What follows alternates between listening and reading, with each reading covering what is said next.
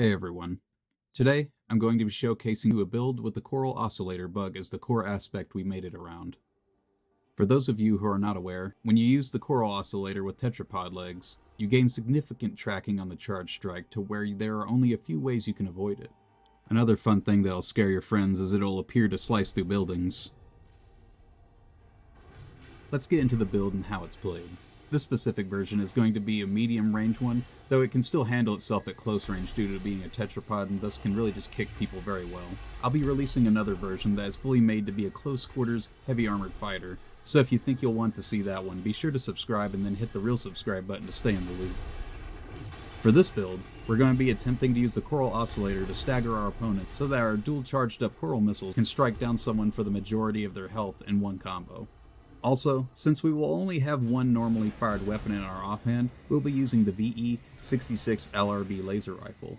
After much testing, this is one of the few ideal weapons we would want to use in this situation. It'll fire its double beam and has a good attack power, fire rate, and impact. You can also charge it up at the beginning of the game for an alpha strike if they leave them open, reducing how much you need to stagger them for your coral barrage. One other alternative weapon, however, you could use could be the corncob, apparative siege missile, as it does well at all ranges. The point of your offhand weapon, though, should be centered around staggering your opponents. For the core itself, we're sitting at stats of 13,230 AP and low to high 1200s for all other armor types, with an attitude stability of 2408. More than enough to try and resist most builds' firepowers while you try and get your combo off. We will be moving it around 270 for the general speed, not too slow, not too fast, with the VP-424 quad legs.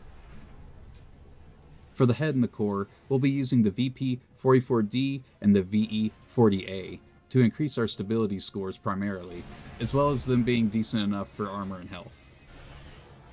For arms, we're going to be using the Basho arms solely for their 158 melee specialization, the highest in the game.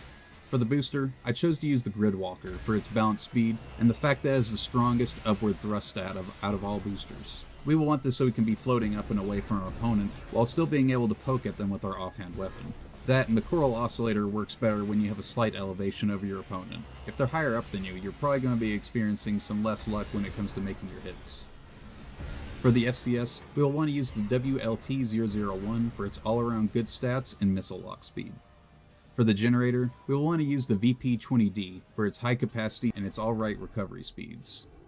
The higher capacity will allow us to float away decently while not having to worry about the slow recovery speeds the highest capacity generators suffer from, as you will sometimes have to engage in close quarters combat.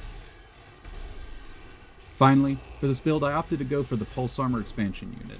As we lack some in the close quarters department, you'll want to be able to face tank a little bit more using the Pulse Armor while you work on your stagger to get and killing them with your combo.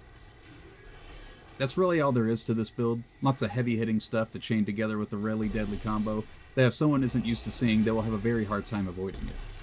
It isn't impossible, though a low skill opponent will likely not be able to avoid it. If you liked the build and took it out for a spin, let me know in the comments below how that went for you. And if you want to acquire more overpowered builds to beat the bolts off of other people's ACs with, be sure to subscribe and hit the real subscribe button in order to stay up to date on the freshest war crime riddled mecha. That's all I have for this one. See ya.